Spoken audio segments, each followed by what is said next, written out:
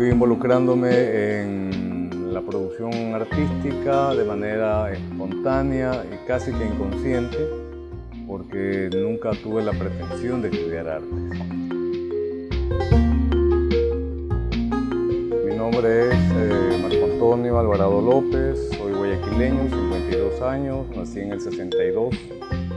Estudié un par de años en la Facultad de Arquitectura de la Universidad Católica de Guayaquil. Me retiré más bien por inconformidades académicas con la orientación conceptual desde mi punto de vista en aquel entonces, que consideraba y califiqué de elitista. Y fue más bien aquí que Juan Castro y Velázquez, que era director de la Pinacoteca del Banco Central, junto con un profesor mío de la Facultad de Arquitectura, me dijeron: mira, tú debes estar estudiando arte.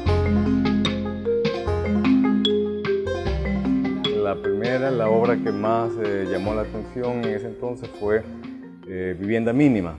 Hice un penetrable, ¿no? Busqué noticias en publicaciones de la prensa, que sí, que el Guasmo, que las invasiones, que todo. Entonces las corté en tiritas y las corté y las colgué del techo, del aula. Entonces convencí a un compañero mío a que se quedase en ropa interior. Yo quería que se desnudara, pero no quiso. Entonces en ropa interior, y cuando el profesor llegó, lo que hice fue decirle: mire, yo no estoy de acuerdo con lo que me está planteando la universidad, considero que eso no tiene sustento, eso es demagógico, y mi propuesta es esta. Entonces apagué las luces del aula, este compañero mío entró en este penetrable, ¿no? Entonces yo ahí comencé a embalarlo, lo amarraba. Esto es lo que usted me está pidiendo que yo haga, y lo amarrarlo y dejarlo sin espacio vital, asfixiado. Tuve acceso a la biblioteca, incluso a la biblioteca personal de Juan Castro, ¿no? Entonces, claro, la mayoría de los libros estaban, o todos estaban en inglés o alemán, porque Juan tuvo una formación en Alemania. Entonces allí vi Joseph Beuys, me acuerdo la imagen que tanto me impactó de ver a Joseph Beuys con el coyote, ¿no? Entonces estas cosas, yo decía, y decía, esto es arte. O sea, para mí eso era totalmente algo rarísimo.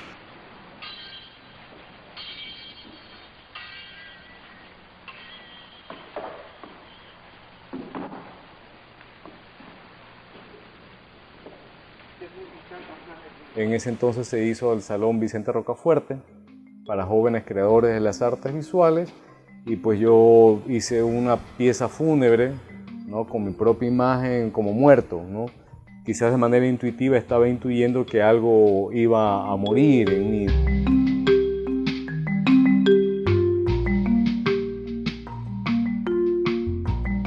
Y la otra obra era un ataúd con una muñeca de pan carbonizada, ¿no? Que se llamaba la muerte de la guagua negra de pan, haciendo alusión a lo que yo veía, la transformación urbana y cómo se iban perdiendo todas esas componentes rurales.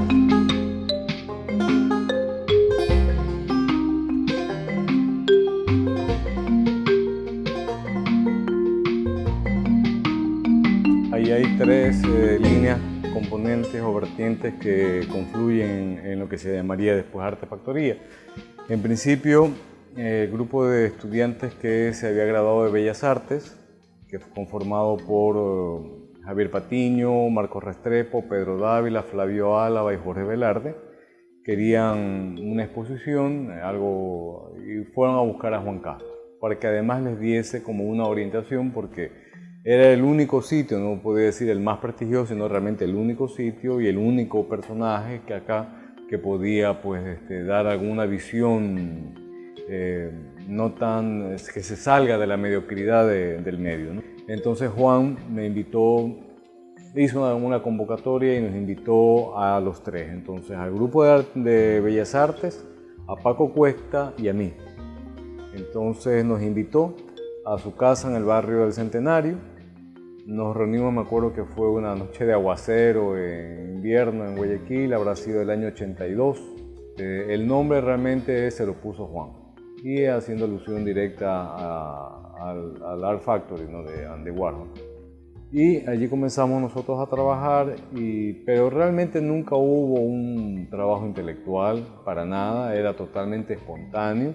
Yo estudiaba arquitectura en la Católica entonces, y bueno, y ahí surgió la revista Objeto Menú. Entonces me reclamaron un día y me dijeron que si en ese momento no presentaba la obra, a pesar de que ellos no tenían totalmente la obra presentada, ¿no? Y me dijeron que si no, yo no participaba en la revista Objeto. Entonces cogí y me levanté y dije, está bien, yo no participo. Me fui.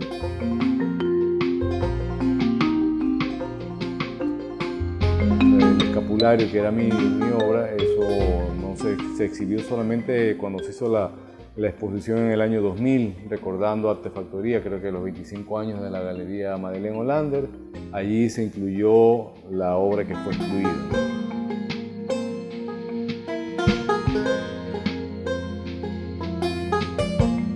Entonces fue en el año 86 que nos volvimos a topar, casualmente con los personajes que pidieron mi salida con Patiño y Restrepo. En ese entonces yo ya era rojo marxista, entonces comenzamos a organizar, nos reuníamos y vivía en Las Peñas, ¿no? Estaba casado con Matilde Ampuero y nos reuníamos en la casa siempre las tardes. Allí sí eran discusiones y lecturas del manifiesto comunista, que Antonio Gramsci, que qué sé yo, ¿no? Entonces queríamos hacer la revolución, o yo quería hacer la revolución, ¿no?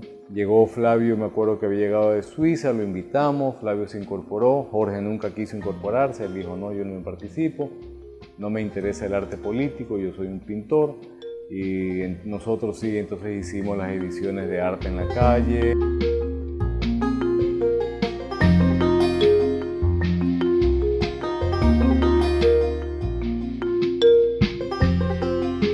Yo invité a Patiño y a Restrepo a participar en ese evento que organicé, que Madeleine Hollander nos apoyó e hicimos eso juntos los tres en la primera Bienal, el contexto de la primera Bienal de Cuenca, ¿no?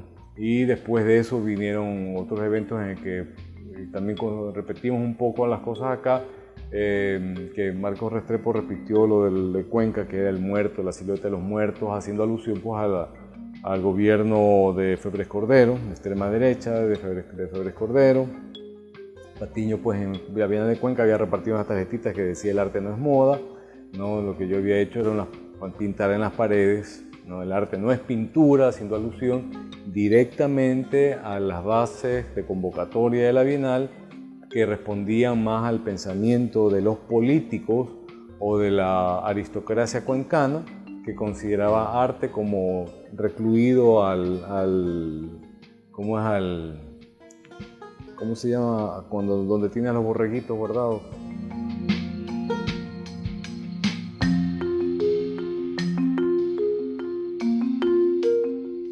La Artefactoría sí fue como un punto muy importante de inflexión, de viraje, ¿no? Un punto de bisagra, de cambio de la escena artística ecuatoriana. Y trabajamos juntos como hasta el año 89 o 90 en que se hizo la exposición Caníbales en el Museo Municipal.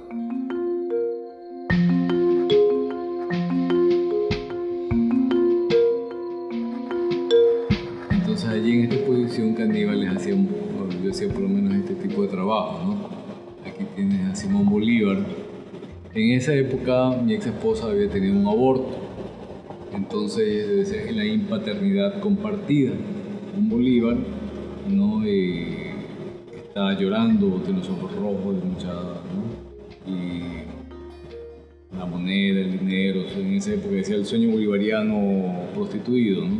Y la impaternidad, o sea, su paternidad totalmente frustrada, ¿no? Saturno devorando a su hijo, padre want to kill you, también es a partir de la imagen de la estructura vertical patriarcal. No, este es el nombre del título de la obra de Duchamp, With My Tongue in My Cheek. Pero en este caso, la lengua en la mejilla, lo absurdo frente a una realidad contundente como la lucha armada y la gente en la calle que sale a hacer acción subversiva, ¿no? O un Bolívar visionario, pero tiene los ojos porque se ha fumado, yo qué sé qué, entonces está todo alucinado, ¿no?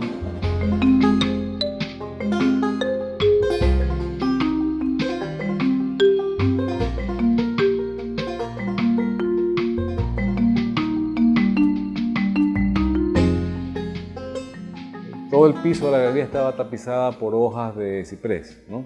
Sino que formaba dibujitos, entonces yo hice así como un mosaico muy bonito que era como un muralcito, ¿no? y al fondo había una tela muy grande que estaba con una gran mancha de sangre humana y un televisor allí con Ecuavisa, me acuerdo, prendido ahí, proyectando, ¿no? Entonces la obra consistía en que el público destruía la obra.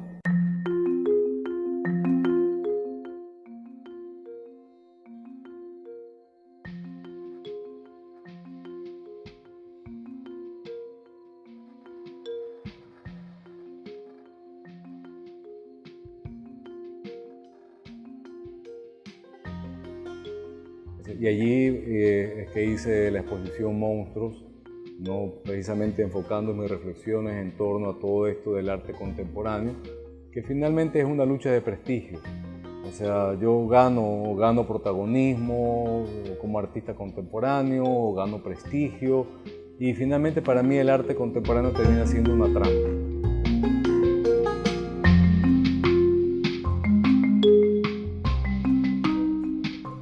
Bueno, he participado, sí, en algunas. He participado hasta Rusia, se fue a Japón, se han ido mis trabajos, Estados Unidos. Pero cosas así importantes ha sido la Bienal de Cali, en la que estuve con Simón Bolívar en el año 86.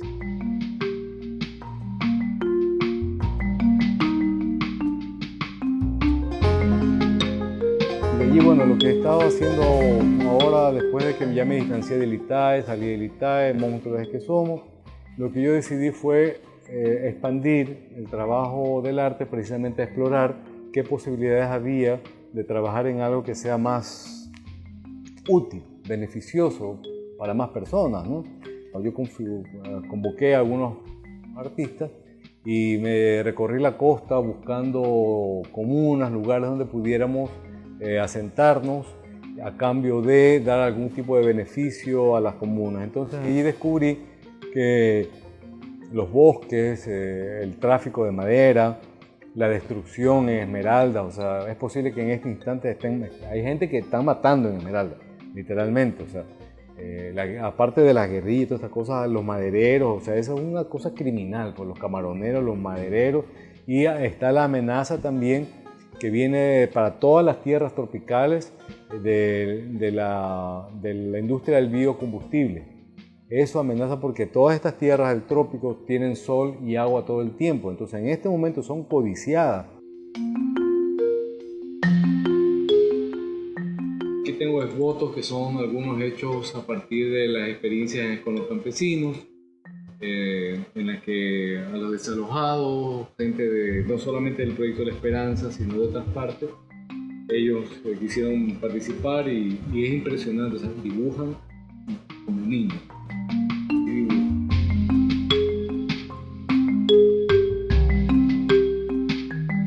Constaté también, desgraciadamente, la corrupción, como cualquier iniciativa, buenas iniciativas son destruidas por la corrupción. La viví en carne propia, desalojos, el drama de los desalojos. Desarrollé proyectos, los propuse, fueron aceptados por las comunas, desgraciadamente no se pudieron implementar por la corrupción. Pero la gente donde las papas queman, que realmente es en el campo, eso está ahí olvidado. Es como que ahí te das cuenta cómo el arte y el creador intelectual está totalmente alienado. Y alineado además, que es lo peor, ¿no?